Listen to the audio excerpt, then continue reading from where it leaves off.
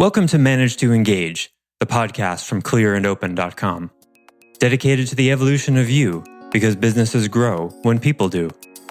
Serving leaders, managers, and people who will be, helping you reach excellence in your work and achieve your personal goals at the same time. Sign up for the free course at clearandopen.com. To run a profitable, successful business, you have to be grounded in reality. But you're also pushing the boundaries of that by doing it in a conscious way. And those two things are very difficult to put together because the rules of the game was not created in a conscious venue. It is not. Hi, it's Joseph, and thanks for tuning in to Manage to Engage, the podcast from clearandopen.com. This is the last episode in our 4-part series on meaningfulness. And we're wrapping up this topic by exploring how you can facilitate more meaning in your business. The best employees are those that resonate with your deeply held values or your organization's values. But sometimes there's a disconnect that needs to be managed before your employees are bought in and engaged. We're working to change years of conditioning on authority figures that have taught our employees that they are victims of the man. So it's definitely not going to be easy. But if you can create and prioritize that connection, you can prevail. I offer weekly member webcasts and teach live courses on clearandopen.com because I believe with the right tools, anyone can eliminate the people, money, and time problems holding them back in business. And I share parts of these webcasts and courses on this show because I want to help you too. If you're enjoying the show and learning from it, I'd love your feedback. If you're listening to the show on an Apple device, all you have to do is open up the podcast app, click the podcast cover art, and click the link to leave a rating and review for the show. I'd appreciate that very much.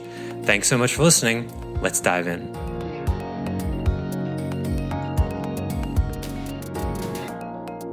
I'm thinking about my employees and about how a lot of people who work with us, who apply to and end up working with us, share core values with the company. And I think where our disconnect is, and I'm trying to get around where I can approach this, how I can approach this in day-to-day life, is when they cease to take responsibility for their part in those values. And I know this is repeating what you just said, but I'm just seeing how it applies on a frontliners level.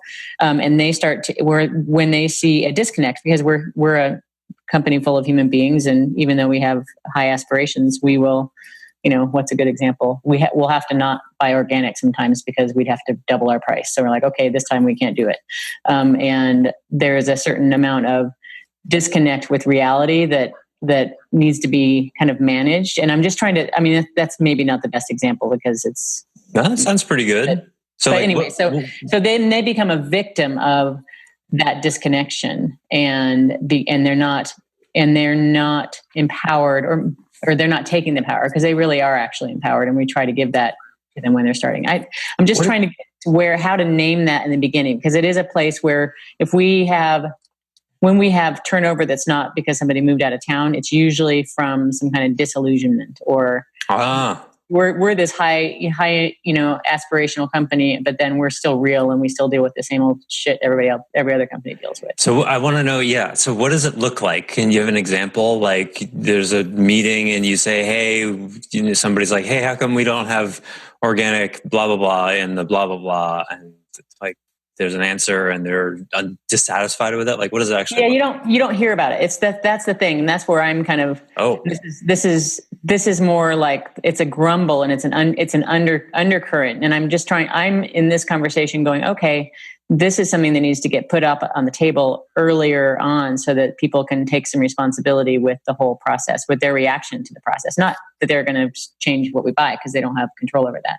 What exactly is the lack of responsibility? How would you name that? I would name it in that they're seeing something that they're assigning a meaning to something that is, they're making that one thing, which we'll use the organic example, means something beyond what that is, which is just that we can't afford it that week or whatever that is. But, they're making it mean a bigger thing that kind of undermines the values that they were foundational values. I'm not sure if I'm taking this down the rabbit hole. No, this is great. So is the theme like that you've got conscious, progressive thinking people who have issues living in reality? Oh, yeah, exactly. Yeah, a bunch of idealistic, early 20-somethings who the world has to be a certain way. And exactly. Well, there you go. Yeah. There's the responsibility, because that's the shadow side of progressive thinking. Generally they want step 5 to be embodied on Earth, and they don't want to have to deal with step 2 and 3. It's like Costco sells some organic produce now, as of like in the last 18 months. They're not willing to celebrate the miraculousness of that, right? It's like the idealism and incremental progress don't go together. But incremental progress is just how it works, right? But they don't want to have to look at that.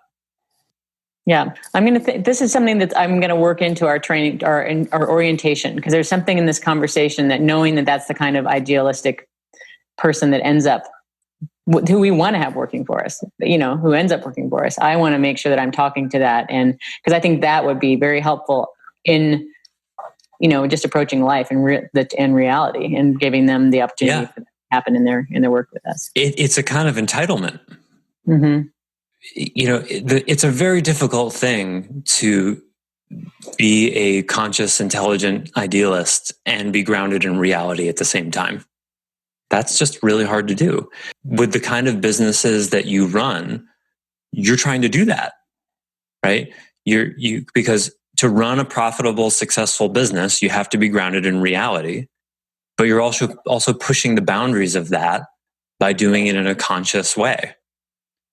And those two things are very difficult to put together, because the rules of the game, the tax code and the way business works and all that, was not created in a conscious venue. It's just not. That's a big gulf to span.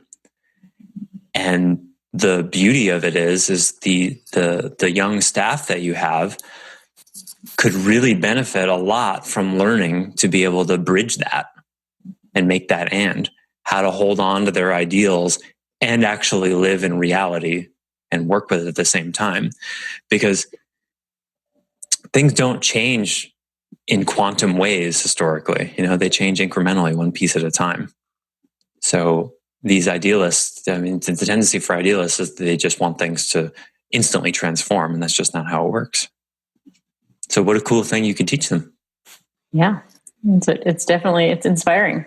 It's also, it makes me want to tell more stories, because they take it for granted. So I'm kind of back it up and go into storytelling mode. Yeah. And in general, when you have young staff, like teaching them about the way reality works is, for anybody, but young people in particular, because people in their 20s tend to think they already know how reality works, or they have a picture about how reality should work, and they're trying to live inside of that, which will get them fired a few times in their 20s usually. Other thoughts? How this applies to you? What you can do with it? What your pivot moments are? Well, I can think of a pivot moment that I'm working on more in my personal life, I think, but it also I allowed it to rear its ugly head in a business context recently, and that is injecting my political beliefs into conversations when they're not it's not appropriate. Well, okay, reframe. Not appropriate is sort of a judgment on yourself. Okay. How is it not an expression of a soul value of yours? Okay, when it is something that gets in the way of the relationship with the particular person I might be speaking with, is when it. Because the soul value is what? Well, the soul value is that my personal relationship is more important than being right or saying what I think is right. Uh-huh. I might not be right, but or stroking my own ego when I think I'm right. Things like that. Yeah. So you're going to choose to put connection above righteousness. I think that's a really good way to put it. Yeah. Uh-huh. Yeah. And what's the price you'll have to pay to be able to do that regularly? That's a great question. It's a good question in general for everyone. When you identify your soul values and you look at the pivot point thing. Ask yourself, what price are you going to have to pay to actually embody that? Go ahead. I think I'm going to have to give up fighting my dad's battles, or that's the way I think it is. Oh, nice. And they're my own. I guess I've made them my own battles now.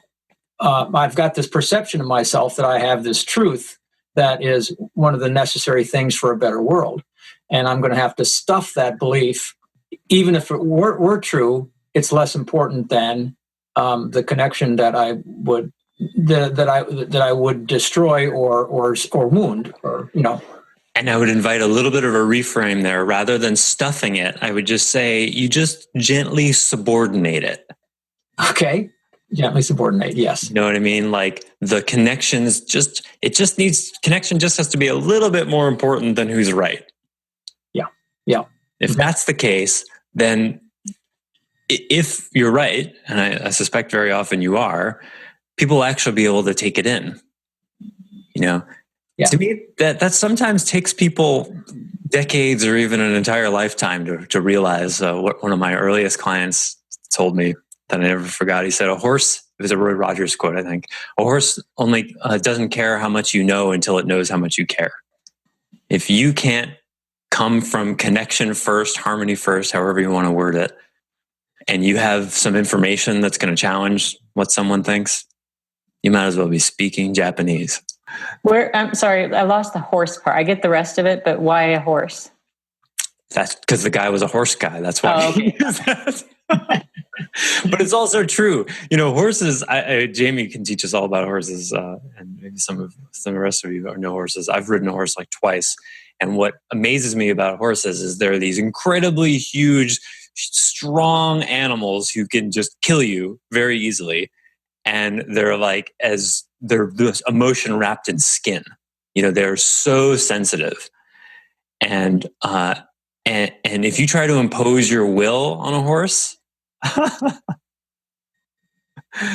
they can feel you from like two yards away that you've approached it the totally wrong way. And it's like, there's nothing, it won't go anywhere. I remember pulling once on the reins of a horse that I did not have a good relationship with, and the horse just turned his head and continued walking in the direction it was walking. And I went, oh, all right. How foolish of me. I thought this was a steering wheel.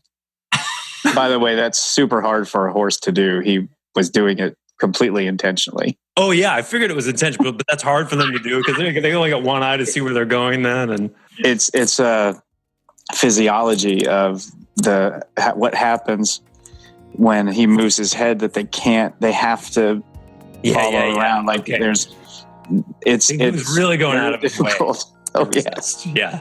That's great to know. Yeah. That's how bad the connection, or in Japanese, the kokyu, the getting alongness was. And because that's first. Thanks for listening to Manage to Engage, the Clear and Open podcast. Join us next week when you'll be a little bit closer to who you're destined to be. Until then, know that Clear and Open is dedicated to the evolution of you because businesses grow when people do. Be sure to visit clearandopen.com for the latest tools, articles, and free resources to help you on your journey. Thanks for listening, and bye for now.